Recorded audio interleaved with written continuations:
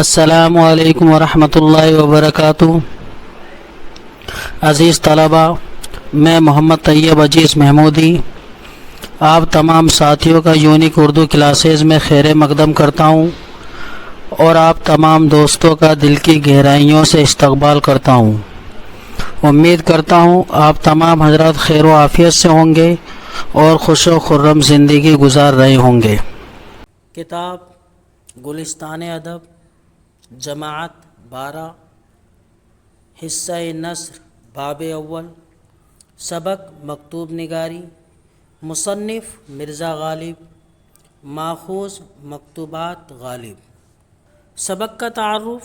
اس سبق میں مکتوب نگاری کے تعارف کو بیان کرتے ہوئے مرزا غالب کے خطوط بنام منشی ہرگوفال تفتہ اور بنام منشی نبی بخش حقیر دیے گئے ہیں۔ تعارف۔ مصنف یعنی مصنف کی حالات زندگی۔ غالب کا پورا نام مرزا اسد اللہ خاں بیگ غالب ہے۔ آپ 27 دسمبر سن 1797 عیسوی میں آگرہ میں پیدا ہوئے۔ غالب بچپن میں ہی یتیم ہو گئے۔ یوں ان کی پرورش ان کے چچا مرزا نصر اللہ بیگ نے کی، لیکن جب غالب کی عمر 8 سال ہوئی تو ان کے چاچا نصر اللہ بیگ بھی انتقال کر گئے۔ سن 1810 عیسوی میں 13 سال کی عمر میں غالب کی شادی مرزا الہی بخش خاں کی بیٹی امراؤ بیگم سے ہوئی۔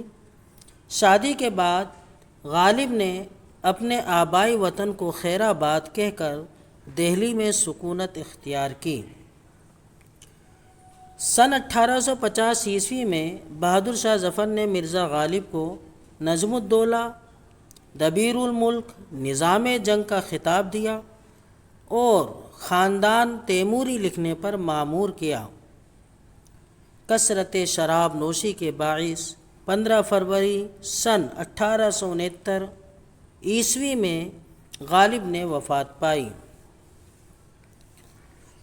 سن 1807 عیسوی میں غالب نے شاعری کا آغاز کیا اور بطور شاعر بے پناہ شہرت حاصل کی، جبکہ نثر کا آغاز غالب نے فارسی نثر نگاری سے کیا۔ فارسی نثر میں غالب کی مشہور کتابیں پنج آہنگ، مہر نیم روز اور 10 تمبو ہے، جبکہ اردو نثر نگاری میں غالب کا بڑا کارنامہ ان کے خطوط ہیں، جن کے ذریعے غالب نے اردو کو ایک منفرد نثری اسلوب سے روشناس کروایا۔ غالب کے مکتوب اردو ادب کا اہم سرمایہ ہیں، جو نہ صرف ان کی ذاتی زندگی کی عکاسی ہے بلکہ ان کے زمانے کے ماحول اور سیاسی حالات کو جاننے میں بھی نہایت کارآمد ہیں۔ غالب کی تحریر واقعہ نگاری، منظر نگاری، جذبات نگاری اور طنز و مزاح کا بھرپور عنصر لیے ہوئے ہیں۔ تو پہلا خط ہے بنام منشی ہرگوفال تفتہ کے نام۔ سبق کا خلاصہ اس طرح ہے۔ انگریزوں کے خلاف سن 1857 عیسوی کی ہونے والی بغاوت، جسے بعد میں غدر کا نام دیا گیا، اس میں دہلی شہر بہت تکلیف دہ اور مایوس کن حالات سے دوچار تھا۔ غالب نے اس خط کے ذریعے اس عہد کے دہلی شہر کی زندگی کے ساتھ ساتھ وہاں کے سیاسی حالات کا بھی نقشہ کھینچا ہے۔ انگریز حکمرانوں کے قابض ہونے کے بعد دہلی شہر اجڑنے کے بعد دوبارہ سے آباد ہو رہا تھا، اور یہ ایک طرح سے غالب کے لیے دوسرا جنم تھا، جہاں پھر سے دہلی کی پرانی روایت لوٹنے لگی تھی۔ دہلی کے لوگ یہاں کے حکام کا اجازت نامہ پانے کے بعد یہاں دوبارہ سے رہنے لگے تھے اور مجرموں کو سزائیں دی جا رہی تھی۔ غالب اس وقت قلعے میں شعری اصلاح کی ملازمت پر مامور تھے۔ انہوں نے ان تمام حالات کو خط کے ذریعے منشی ہرگوفال تفتہ کے نام لکھا ہے۔ اب سوالات کے جوابات۔ تو سوال نمبر 1، دوسرا جنم ہم کو ملا، اس سے غالب کی کیا مراد ہے؟ جواب، دوسرا جنم ہم کو ملا سے غالب کی مراد غدر یعنی سن 1857 عیسوی کی بغاوت کے بعد دہلی کے حالات ہیں۔ غدر سے قبل یعنی پہلے دہلی شہر میں ادب پروری کا دورہ تھا، مگر غدر کے واقعات سے دہلی کا ماحول یکسر بدل گیا۔ پرانے معاملات میل ملاپ کا ماحول نہ رہا، لیکن کچھ عرصہ بعد جب دہلی کے حالات دوبارہ سے معمول پر آنے لگے، میل ملاپ بڑھنے لگے اور خط و کتابت ہونے لگی، تو غالب نے ان حالات کو دوسرا جنم قرار دیا۔ سوال نمبر 2، مفصل حال لکھتے ہوئے ڈرتا ہوں، غالب نے یہ بات کیوں لکھی؟ جواب، مفصل حال لکھنے سے ڈرتا ہوں غالب نے یہ بات اس لیے لکھی کہ انگریزوں کے دہلی پر قابض ہو جانے کے بعد دہلی کے حالات میں بہت تبدیلی دیکھنے کو ملی۔ قلعے کے ملازمین پر بہت سختی تھی، ہر طرح کے معاملات پر باز پرس کیا جانا معمولی بات تھی۔ غالب بھی چونکہ قلعے کے ملازمت سے وابستہ تھے، یہی وجہ ہے کہ وہ خط کے ذریعے مفصل حالات سے آگاہی دینے سے ڈر رہے تھے۔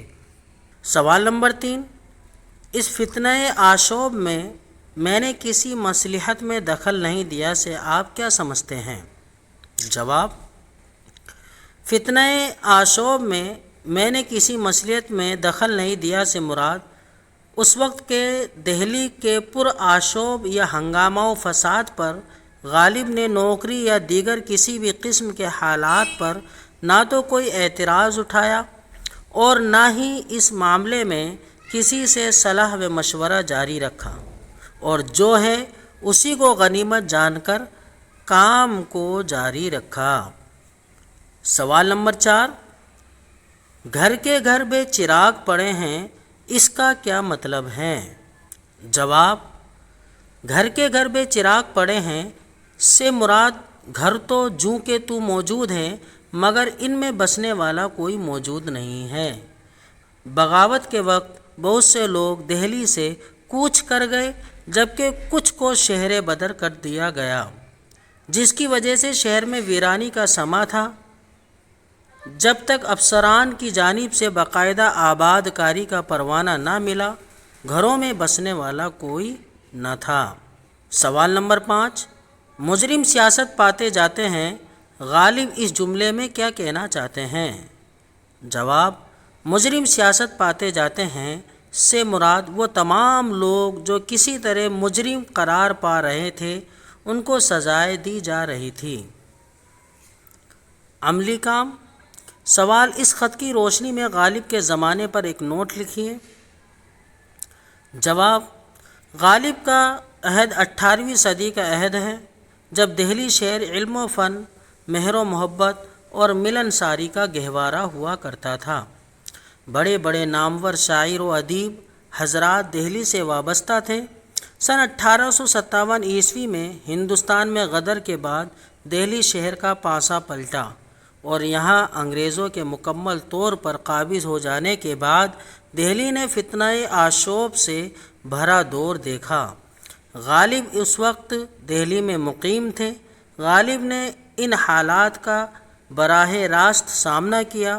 یوں سن 1857 عیسوی کے بعد کے حالات کا بیان ان کے اس خط میں بھی ملتا ہے۔